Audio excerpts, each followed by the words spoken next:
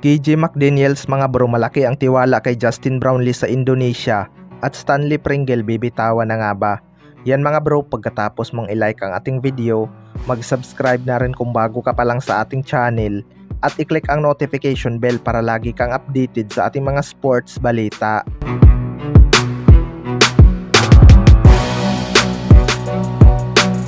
So inaabangan nga ng lahat kung gagalaw sa trade itong Barangay Ginebra ngayon mga bro, lalo na at injured pa itong si Scottie Thompson at tumatanda na rin ang ibang core player nitong Barangay Ginebra. Isa nga sa mga mauugong na bibitawan ng Barangay Ginebra mga bro ay itong si Stanley Pringle. May edad na nga itong si Stanley at kapansin-pansin talaga ang pagbagal nito, pero may laro pa rin naman itong si Stanley Pringle. Isa nga sa mga matunog niyang makakapalitan ay itong si Stephen Holt ng Tira Perma Jeep na veterano na rin dahil nakapaglaro na ito sa iba't ibang liga. Well, para sa akin mga bro, kailangan pa talaga ng Barangay Ginebra pag-isipan yan dahil ilang season na lang nilang mapapakinabangan itong si Stanley Pringle.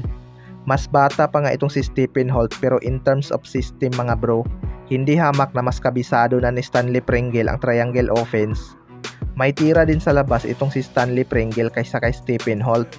Pero kung long term plan mga bro, magandang ang bitawan na nila itong si Stanley Pringle habang may value pa at may laro.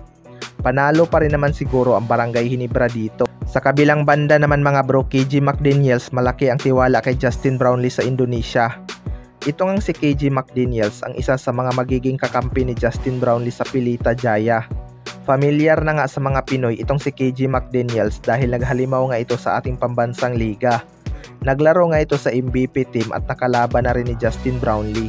Pero ngayon nga ay magkaibang storya na dahil magkakasama na nga sila sa Pelita Jaya at inaasahan na duduminahin nila ang liga sa Indonesia. Malaki nga daw ang tiwala ni KJ McDaniels kay Justin Brownlee mga bro at pipilitin daw nilang makuha ang kampyonato. Well, para sa akin mga bro, malakas talaga itong nabuong tandem ni Justin Brownlee at KJ McDaniels. Alam naman natin na napakahalimaw na import nitong si KJ McDaniels tapos sasamahan pa ng isang Justin Brownlee na may mataas na basketball IQ. Panigurado uulanin talaga ng dakdak ni KJ McDaniels ang kanilang makakalaban. Masaya nga daw itong si KJ McDaniels na magiging kakampi niya ang isang import na nagpahirap sa kanya dito sa Pilipinas. Sana lang talaga mga bro mag-fit sa kanilang sistema itong si Justin Brownlee. Pero alam naman natin na madali lang itong makaka-adapt ng kahit anong sistema dahil sa dami na nitong napaglaruan. Na-survive niya nga noong SEA Games ang dribble drive ni Coach Chot Reyes kahit hindi na ganun ka-effective ay nagawan pa rin niya ng paraan. Kaya malaking bagay talaga itong Indonesia stint ni Justin Brownlee para makakuha pa ng experience. Kayo mga bro, ano masasabi niyo tungkol dito?